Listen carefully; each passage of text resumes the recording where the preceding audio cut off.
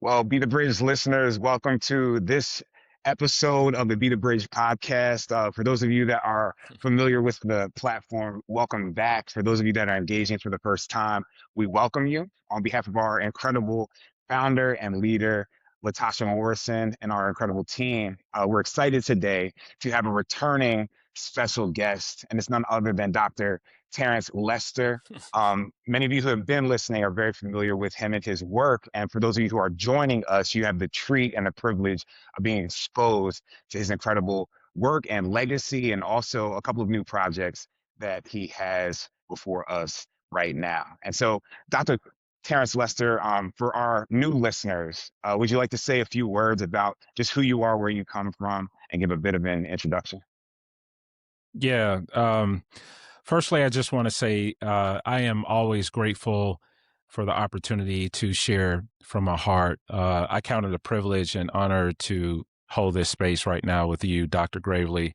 I have been, over the years, deeply inspired and impacted by your brilliance, your intellect, and your bridge work. I think right now it is very critical that we maintain the posture of uh, shalom and peace, and thinking creatively about how we can show up in community. And I just wanted to say that. But man, I was asked this question um, not too long ago about how I wanted to be remembered. Mm, Um, Largely in part because I was in the process, still am grieving the loss of my father. I get a chance to go and visit his grave site, and on his gravestone, we put "Man of Resilience," right? mm, Forever forward is kind of like his phrase that he used to say to myself and my siblings. But I was thinking about that in terms of the end, and I would describe how I want to be remembered is servant. And, servant has a lot within it. Servant means that, you have lived your life in a way where you don't have a palms up approach, but palms down, not mm, necessarily asking, what can you give or what can I take from uh, those around me or the community around me. Palms down meaning I am coming to serve. Servant means that I have lived in close proximity to others in a way where they feel my presence and my sense of solidarity. Servant in the way where I am doing my best, not in perfection, but showing up with the heart of God and wanting to lean in to the heart, places and spaces that sometimes the messiness of them causes people to flee from. Serve it in the way that I love my wife. I just celebrated 19 years of marriage. congratulations. Praise be to God. And we are best friends. Serve Mm, it in the way that I serve and love on my children. I was just talking to another podcast about, what does it mean to be healthy as a parent? And that role is always changing. And I am a servant. I am stewarding my relationship with my children, right? And mm, also the ways in which I model what it means to show up in the world that is, uh, as many would say, is a dumpster fire all around us. And so I start there because most times I start with my story, but I want people to understand who I am and what God has done in my life and where I am currently because, you know, I still maintain hope amidst everything that's going on in society. I still want to love and serve my neighbor, even if that neighbor comes from a different social location than me right now. I still have this passion and this burning and this desire on the inside of me, and call me silly, call me crazy. But I just believe that service itself and the way that we love people around us and the way that we serve our communities is actually how we change the world. And I just wanted to start there. And I know you have some questions for me about my personal story, but servant, that's what's coming up on my heart right now. Thank you for that. And it's honestly an encouragement and a challenge to all of us to lead a life in service of others.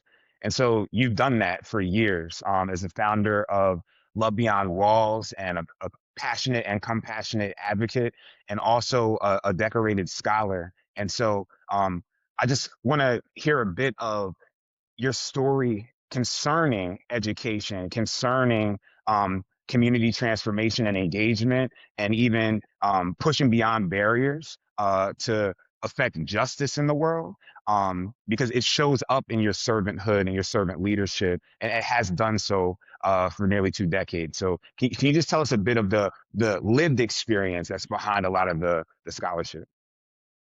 Yeah. Uh, I don't know. I've been asked this a lot lately, and I get emotional every time that question comes up. And here's why. I was talking to a group here recently, and I told them I traveled a long way to get here. I Mm, traveled a long way to get here. And, you know, a person raises their hand and what do you mean? Like, did it is a couple hours in the car? Did you fly here? And when I'm talking about traveling a long way to get here, even to be in this conversation with you, I mean that uh, not in a geographical sense, but the journey of resilience. Born in the 1980s in the city of Atlanta, on a part of Atlanta considered the southwest part, in a community that was concentrated with poverty. I mean, the city and the landscape of Atlanta still has highways and roads of people who were white supremacists, right? There are many cities across the country that are highly impoverished, that has concentration of impoverished black and brown families because they were redlined. Right. I grew up in a community that had the divestment, that had the dilapidated buildings, that had the food deserts, that had the underfunded schools and the buildings that were almost decaying, that had lack of access to, updated textbooks, that had all of that. Right. And the impoverishment in itself is not just about economics. Right. mm, And poverty can be spiritual, it can be emotional, it can be occupational, environmental, it can be physical, right? It can be psychological, it can be a intersection of all of these things. And you take someone and a guy brings me into this world, in this community post civil rights movement, right? mm, And so you're still receiving some of the backlash. We see Shirley Chisholm, her name gets on the ballot. Many scholars would suggest that Black people didn't really become full citizens until we see this, and many would even argue. My social commentators would still say we're Blackish, right? Um, and we see Rodney King beating, right, which I would argue is the first social media viral clip, right, long before social media, because it was caught on camera, that spread. And we see the riots and we see all of these things revolting against blackness, anti-black world. And I'm born into that. This is the world that I'm inheriting, right?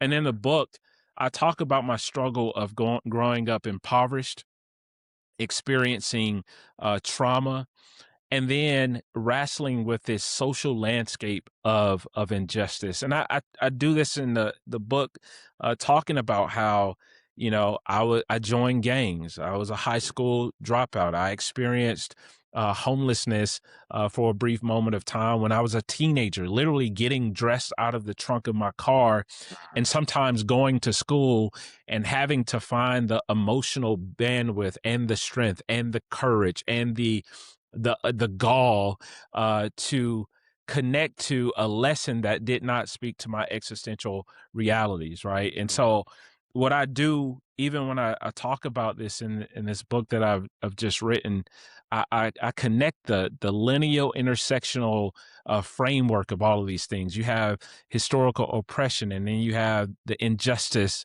and policy part, right? Because the oppression produces the policy, and then the policy itself creates the social living conditions, right? Which is where I found myself. And the social living conditions produces the trauma, right?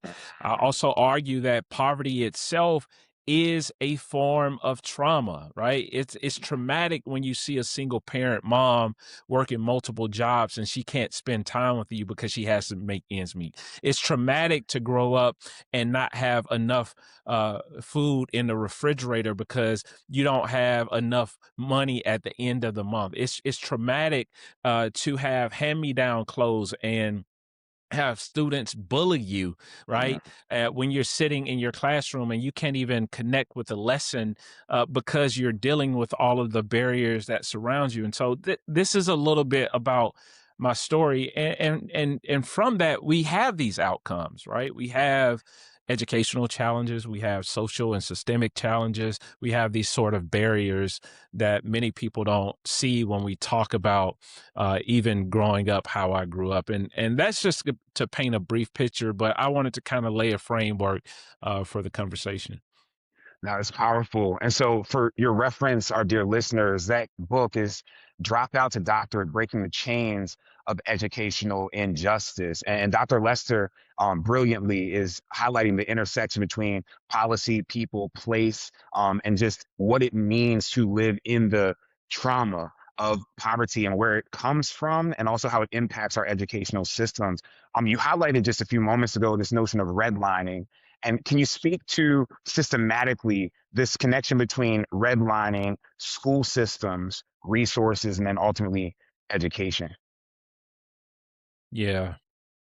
I was firstly, we have to see or understand that housing and education are always connected, right?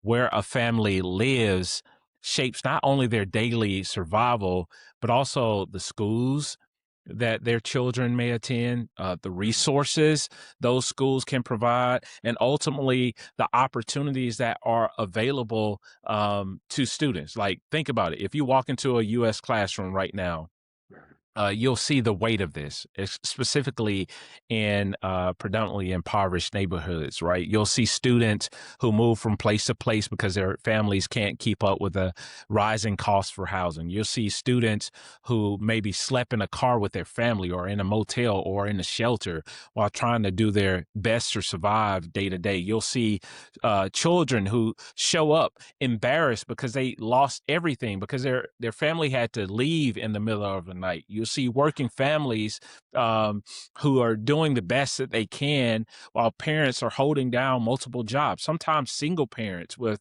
determination, right? You'll see all of this, but then you have to ask the question, how is this so, right? Because these stories aren't isolated. They're woven into I would say, a larger system of educational injustice. So, like, you have the roots of this injustice being traced back to the 1930s when federal housing agencies developed maps labeling neighborhoods as undesirable, right, or hazardous for investment. Mostly black neighborhoods, right, were shaded in red and they were cut off. And this practice, known as redlining, some of you may know, that didn't just limit housing options, right? It drew these invisible barriers for opportunity, including educations, right? And so, even though we progressed, right, it was outlawed in the 1960s, right? The residue of redlining is kind of still visible in neighborhoods, even to this day, right? With poverty and communities being cut off to wealth, communities divided by streets and highways. And these policies themselves created generational wealth gaps, is what I'm arguing, right? And what I'm calling this right now is not just redlining in terms of housing, but educational redlining. the mm, starving of schools that serve Black and brown and impoverished students, not because of a lack of ability, but because of where they live, right? Because housing, right? Housing itself actually creates the funding, the taxes that we pay for public school systems, right? And when you're wealthy, right, or living in wealthy neighborhoods, property values are high, operating with stronger school budgets. You have advanced courses, updated facilities. If you drive in certain neighborhoods, even the public schools can sometimes function like private schools just because of the families that are in the neighborhood, the wealth that is there, the donations to the school, the ways in which people show up with their stature, their posture, their position, and all of their resources, their network.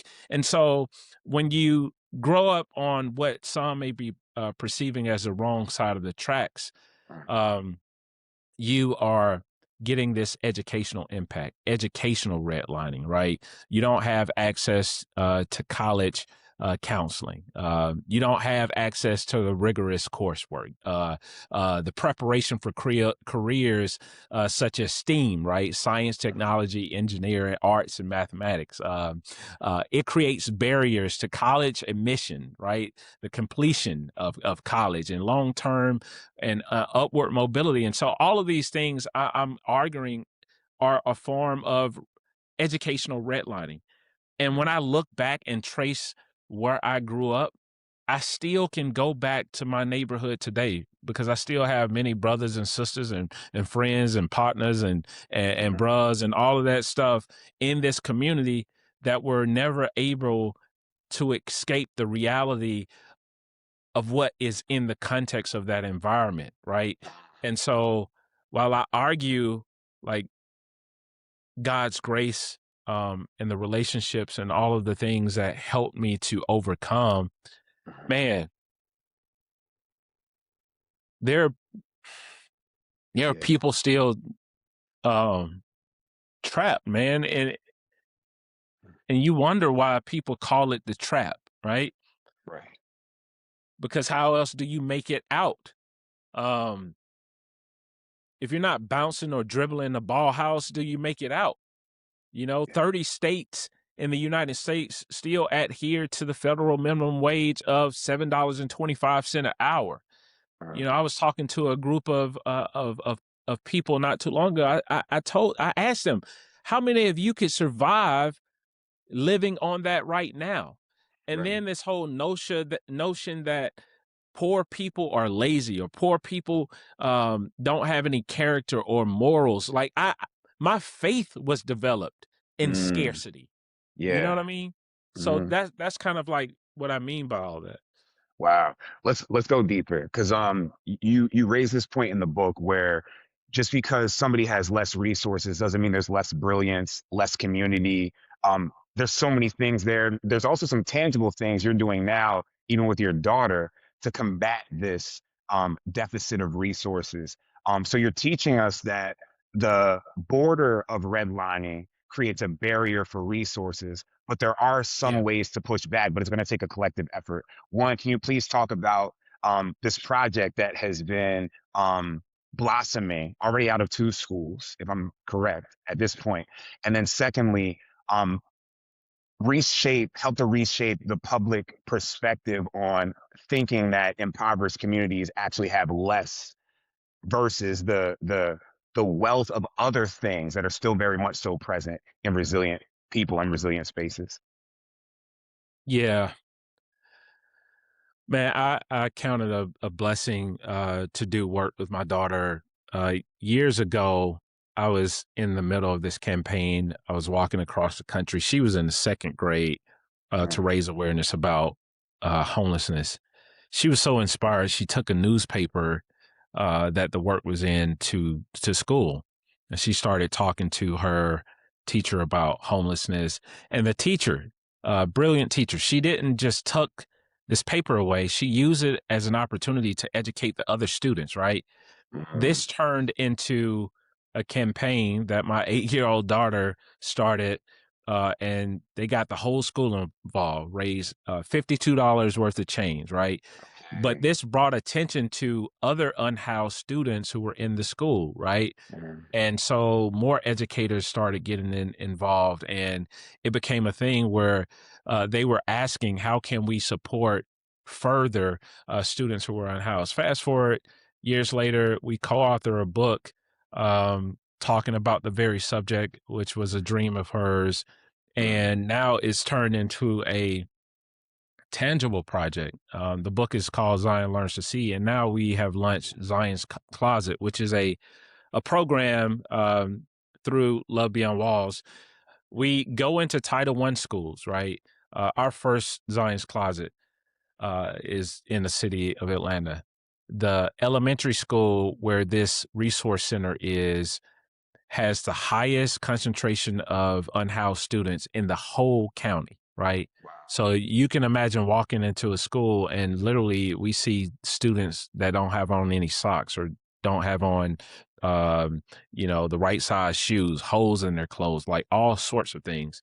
The principal, Dr. Spencer, gave us a classroom and we were able to retrofit it. So this Mm, classroom becomes a community center within the school, right? Where if parents couldn't wash their children's clothes, there's washing machines and dryers in this classroom. Where parents, mm, if there's a digital divide keeping them from accessing technology that some of us have the privilege of accessing to go online and fill out job applications, the parents can come into this room and fill out job applications because we have a digital computer lab.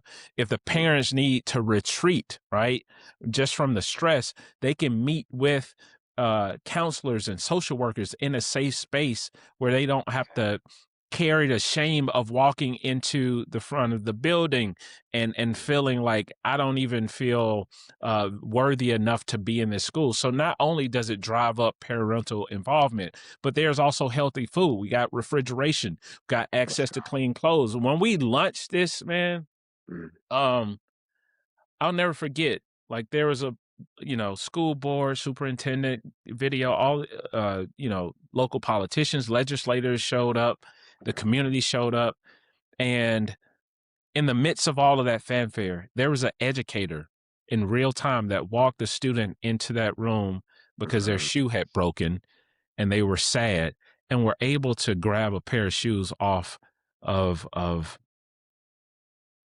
wow. of this shelf, Mm, and you go, man, like why? Students mm, are the future, man. Like mm, they're future doctors and lawyers and educators and head of schools and college presidents and inventors and artists and musicians. And I mean, this is the work that you're doing with the hub out mm, there at the community that you're leading. And like, mm, it's important because who are we to say or to dictate what is in the seed? And children and mm, students are the seed. But mm. our responsibility is to make sure that the soil is right. Okay. Right, because if the soil is right, if we step up and say we're going to provide all the nutrients, right, Mm, that the student needs, then we will put them in the best position to flourish. How dare we say poverty dictates what's in the seed? How dare we say poverty dictates the brilliance that is locked in communities that the soil or their environment has been contaminated? And so yes, sir. that's the metaphor I want to give back to you. It's like when we talk about people who are growing up in poverty, no, we can't talk about brilliance tied with lack of resources because Mm. that's two totally separate things. We're talking about seeds versus the environment that may be toxic from the residue of what public policy and white supremacy has done. Let's go. Wow. So again, family, poverty has no bearing on potential. Poverty has no bearing on purpose. And Dr. Lester just gave us a brilliant metaphor of it's our job collectively as a community, it's our responsibility to nourish the soil so that what God has already placed in these brilliant, beautiful seeds can actually blossom and bloom. Thank you for that. You continue to give us great practical frameworks for helping to be a part of the solution. One that you highlight in your latest book is navigating barriers. And there's 4 steps as an approach inside of higher education. But you talk about personal resilience, resource support, community, and then faith and spiritual support. Is there anything you Mm. would like to offer or unpack deeper for us just around that framework you give? Yeah,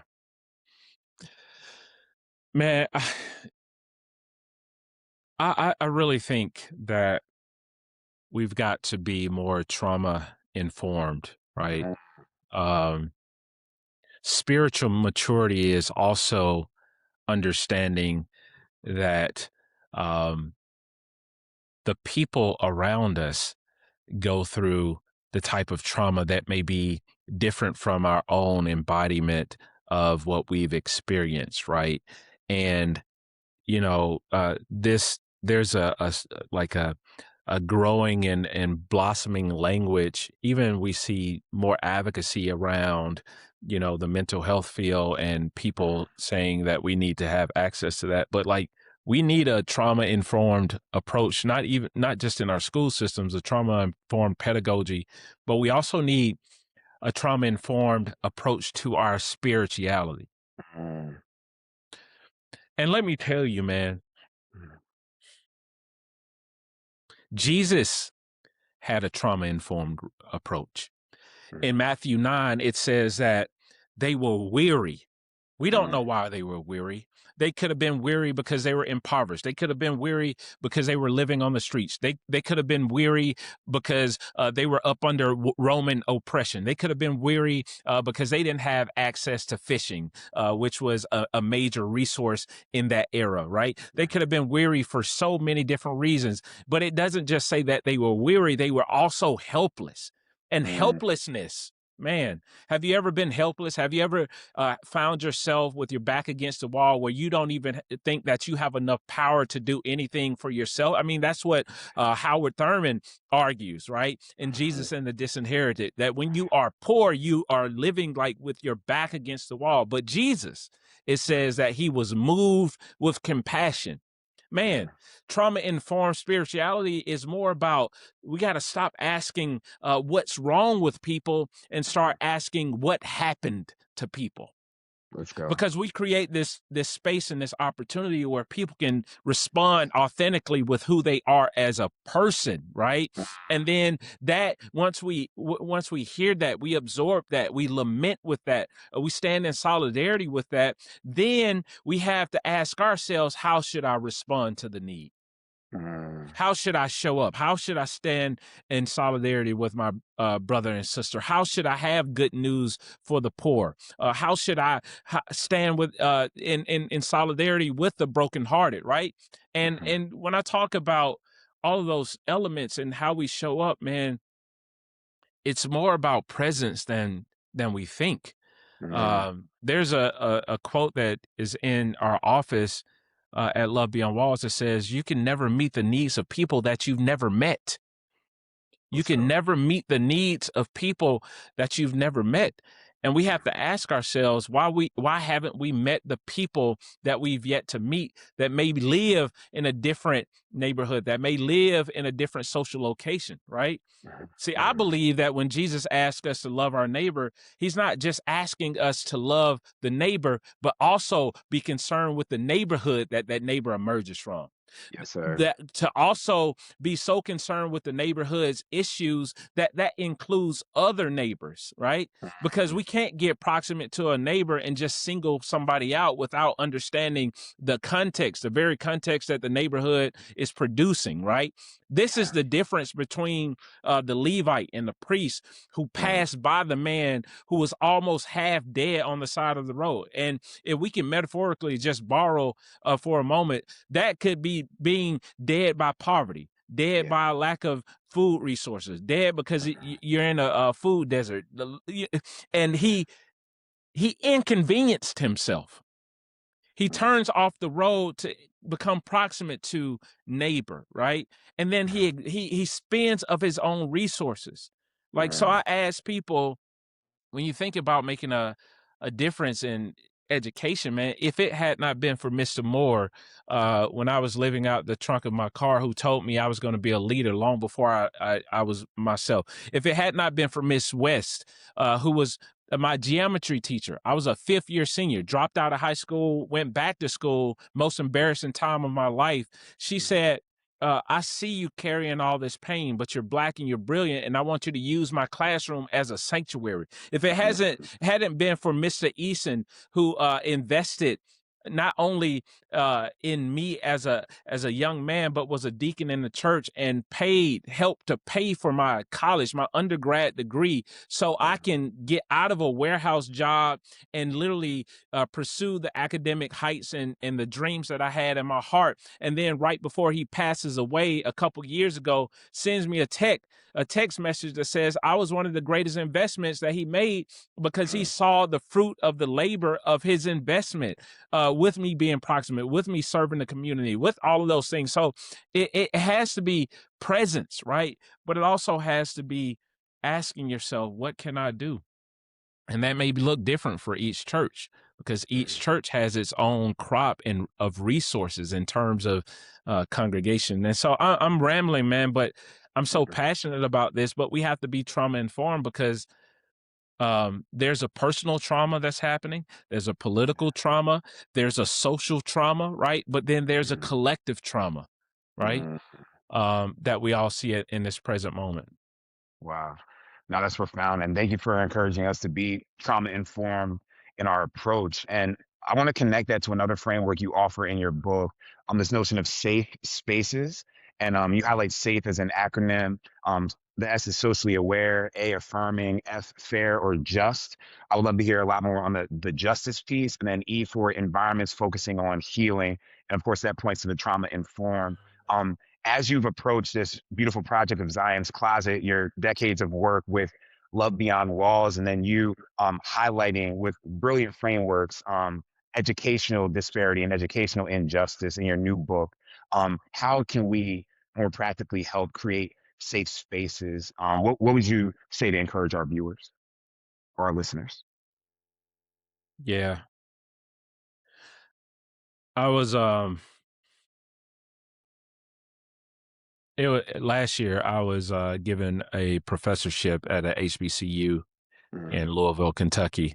excellent. Still doing work in Atlanta, but commuting back and forth. I was charged to launch a project called the Open Doors Initiative. And I got a chance to write their public policy concentration under the interdisciplinary studies program. I wrote the entire course work, through the lens of, poverty, policy, and homelessness, right?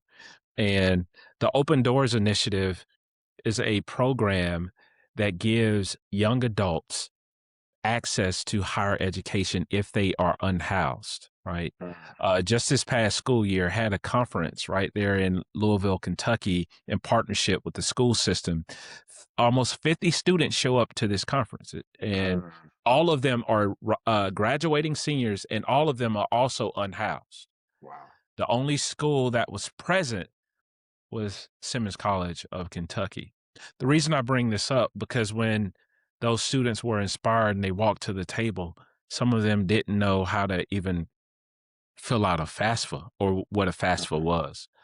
Some of them didn't know, that college was an option for them. Some of them didn't even know that there was a process, or what types of tests do I need to take to even qualify to go to school. And that broke my heart. And I wanted to break your heart, right? Because this is important work, to give people an opportunity to, one, feel safe, to find the courage, because sometimes people who are going through these types of plights, I know myself, I had to borrow courage, right? I had to borrow the belief in myself when I did not have it in myself. I had to borrow somebody else's courage until God continued to transform my life in a way where I was strong enough to adopt that belief for myself, because I started to see myself through the lens of how God sees me. But everybody doesn't start there. So when I talk about being socially aware. I'm like, yo, do you know what's going on around you? Yeah. Have you done the research? Do you know the organizations that are on the ground doing Mm, the work? Do you know the percentages of students in your environment or in your community that are in need? Um, mhm, do you know what's going on with homelessness? And it could be any issues. Like, are you socially aware to the point where you can ask yourself the right questions about how you can get involved, or at least advocate to organize people around you, even in your faith community, to get involved? Have you been affirming, right? Are you still using second and third hand information or news clips or social media clips to dictate how you believe, right? Are you allowing ideology, right? Or white nationalism or some of these co-opted terms that has been used to mean something that they don't even mean, to mhm, dictate your suspicion of what's going on around you, right? mhm, Are you affirming? Have you affirmed in a way that doesn't cause you to edit the narrative, the true narrative, right? We even mhm. see this happening with the stripping of museums right now, man. Like, this is real. Are Yeah. you being fair and just, right? Are you Mm, fighting for equitable access to resources? I know mm. we talk a lot about equality, but it's not the same thing as equity, Yes, right? sir. It's difference. Yeah, yeah. Like, me and you, we have the same value, but me and you, we don't start from the same place. That's why I said in the beginning, I journeyed a long way to be here. Some Mhm, people were already here. Some people already had access. And when we think about it, the community within itself, whose community um are let me say this way. Community is a resource, right? Relationships are a resource. Out of community, you can get networking, access to jobs, insight, wisdom, all of those things. And if you don't have those things, mm, then you are deprived of them. It's just like the seeds that are in soil that doesn't have access to sunlight, right? mhm, Are we being just in our approach? And then the E is like, are we creating safe spaces where people can actually heal, man? It was healing to see students walk in and say, for the first time, I believe I can do this. You mm, know, what if we created our churches and our sanctuaries this way? You know, there's research that shows right now there's a high need for tutoring and mentorship that can curb some of the educational deficits and outcomes for students that emerge from impoverished contexts, right? What mm, if sanctuaries uh like not just have service but have access to people who want to show up and help students? What if sanctuaries rethought the use of that space to become multi-purpose facilities, similar to like what you're doing out there in Cobb? What have we mm, thought differently about how we use the resources that we have at our disposal to show up and create these safe communities? Because safe communities is also about these environments of healing. Like, I experienced healing, the healing of my soul and my salvation, the healing of relationships, the healing of repair. Like, right before my dad passed, bro, mm, I'm in a hospital with him. I still have the audio clip I listen to at least once a week. Um, he tells me that he gave his life to the Lord. Like, I me, me and my family, we were the only family. I went and saw my dad get baptized, bro. Like, mm, gave his life to the Lord because he was watching how I lived.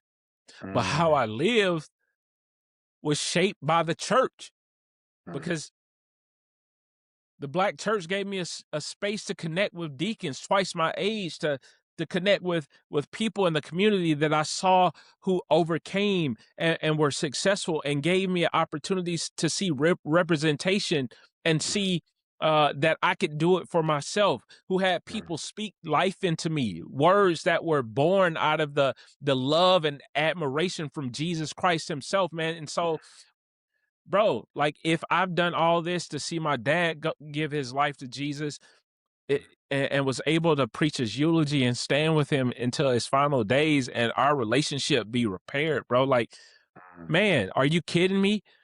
What else could happen if we don't see like a, just a single story of like, oh, that's an anomaly. What if we created this type of opportunity? So that's what I mean by safe. Like, we need these types of safe spaces.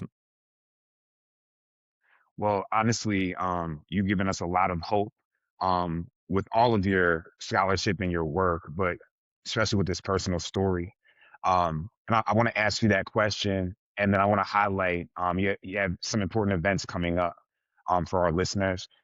These days, with the world, as you referenced earlier, many would say it's a dumpster fire if anyone's paying attention. There are a lot of things to look at that would be discouraging, deflating.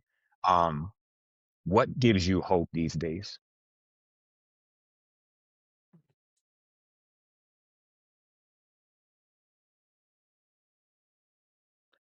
Um, because God has a resume. Mm, wow. God has a resume, and there are many dark days, and it's like, when does it get better? But God has a resume. Mm, God has a resume. God has a resume. God has a resume in that he breathes breath into dirt and makes man. God has a resume in that he empowers uh, an orphan named Moses to part a Red Sea. God has a resume where he can touch. He can touch the feet of Peter to walk on water. mm, He can cause flesh to wrap itself around dry bones. God has a resume. God has a resume to the point where our Savior Jesus can take the lashes, be hung on a cross, but yet resurrected. God has a resume, and so, like, bro, I'm doing the work, but I like a lot of my hope right now is anchored in what I believe changed my life and made me into the person of who I am today. And so God has a resume. And then secondly, being proximate to stories, man. Like, mm,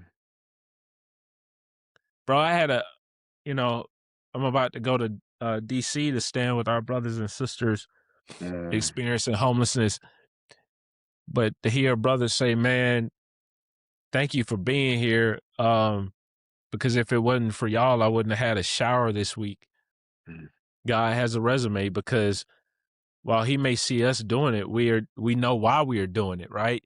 Yes, sir. And we get to rejoice in the fact that God provides for something as simple as a shower to affirm the already existing dignity and worth that a person has on the inside of them. Tomorrow, we open up our second Zion's Closet at a school, and the principal just shot us an email and is like, I'm so grateful because we had a rough start this year. I'm already seeing needs, and students and families will be able to benefit when we do the ribbon cutting tomorrow. God has a resume, bro, and like, Mm. that is where I don't know if that answers your question, but that's what keeps coming up to me in this moment.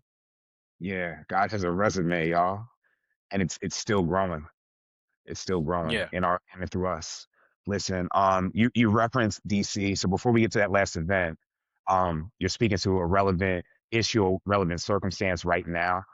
We are watching people be pushed out. We are watching seemingly martial law and occupation taking place. We are watching encampments be destroyed and pushed out.